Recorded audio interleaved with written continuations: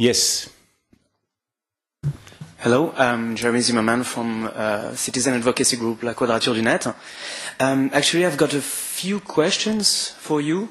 The first one in the form of a troll, as we say on the internet, is you say it won't change the EU law, and in the US they say it won't change the US law.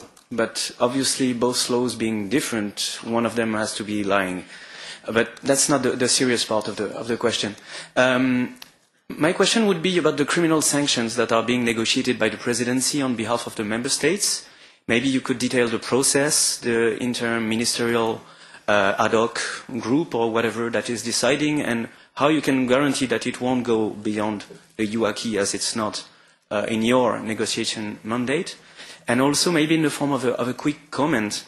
I see you use that BASCAP study as a base for your demonstration on how piracy harms and kills and create job loss and so on.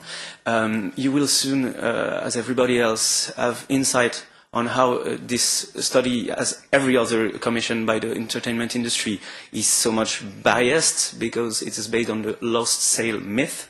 And we all know that this lost sale myth is all that is used by the entertainment industry to try to prove the prejudice caused by piracy.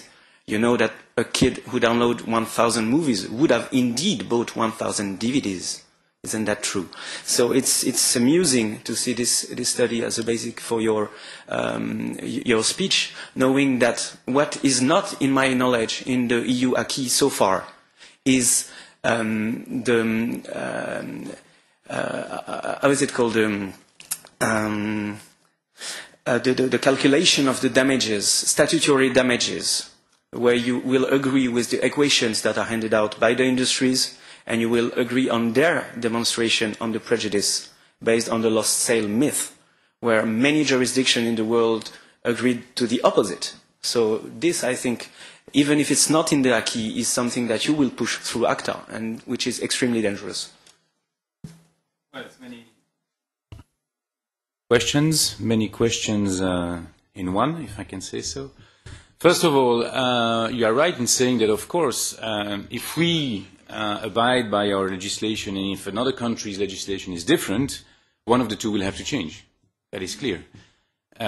Which one, I do not know because I don't want to speak for the others. What I'm saying, what I've been saying repeatedly, I think clearly, that we will stick to the acquis. So that's all I can say, including for what concerns statutory damages. We will not change that. As to your question on criminal sanctions, here I would say that the question should be addressed to the rotating presidency, because, as you rightly said, it is not for the Commission to negotiate these provisions, but as coordinator of the negotiation, I can tell you and confirm you that, as you can imagine, it will be strictly in line with the acquis, and I do not think, I don't want to speak for them, but I don't think the member states would appreciate that through an international negotiations, the acquis, which often has been fought hardly or the result of compromises, etc., would be changed. So I can confirm that here too. As to BASCAP, I've mentioned, if you listen to my presentation, that this was not a commission study. This is just an example which was released, I think, last week. As I've said, we didn't check the number, but it is a study. I mean, it doesn't mean that it's true. We all know that to each study there is a counter study, and I'm sure you would be. Of course, totally objective, and they are totally subjective, but they probably think the same of you. So the truth may lie somewhere. I've never said, by the way, that piracy killed. I never said that. I said counterfeit kills, and it does. But I never said piracy killed. Yes, sir. Thank you. I'm David Hammerstein from the Transatlantic Consumer Dialogue, also a former member of Parliament. Piracy, I'm not sure if it kills, but strong enforcement measures can kill. The access to medicine in the poor countries, essential life-saving medicines, is a key issue. One of the key elements of ACTA is very strong enforcement measures, border measures, seizures. We have seen over the last year dozens of cases where legal, affordable generic medicines have been seized on their way to third countries with these essential medicines. This is a great concern. Another question is, you said that we are not going to change the community acquis. Nevertheless, it is a secret of voices that everyone knows practically in this room that the European Commission is preparing a new version of IPRID for criminal sanctions. I'm not sure if it's the reform of IPRID or IPRID 2 in a second reading. And this has been given urgency to the European Commission. Maybe you could see how is that going? Why are so many services of the Commission informing civil society that this is being worked upon? Why is this being denied?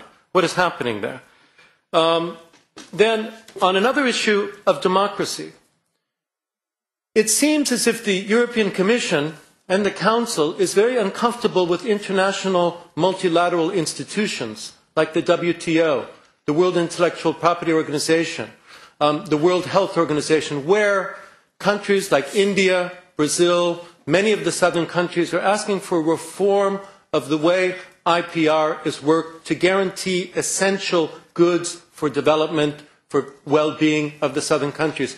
It seems that the new plurilateral system, the way ACTA is being negotiated, is setting a precedent, a political precedent, not only for IPR, but for other issues of how to move forward with a type of Sherpa system, a system where this is a voluntary system, and then you will have no choice but to cooperate. And the last question would be about Internet server provider liability. And it goes along with the idea of cooperation. We have heard, even from yourself, that there's no need, that ISP liability already exists in the community acquis. That in order to gain safe harbor, the Internet service providers will have no choice but to apply self-regulation measures that could include, so obviously no cutting off of Internet connection will be taken by the ACTA negotiations, nor mandated, but this could be part of a self-regulation and suggested as, and also it could be pushed by the idea of criminal sanctions. And the last question is, don't you think that criminal sanctions will have a chilling effect on innovation? It will make so many companies all over the world that deal in this gray area of intellectual property, where today there is already in place civil sanctions. If they have to risk criminal sanctions, won't this create fear and make many countries not want to innovate? Thank you.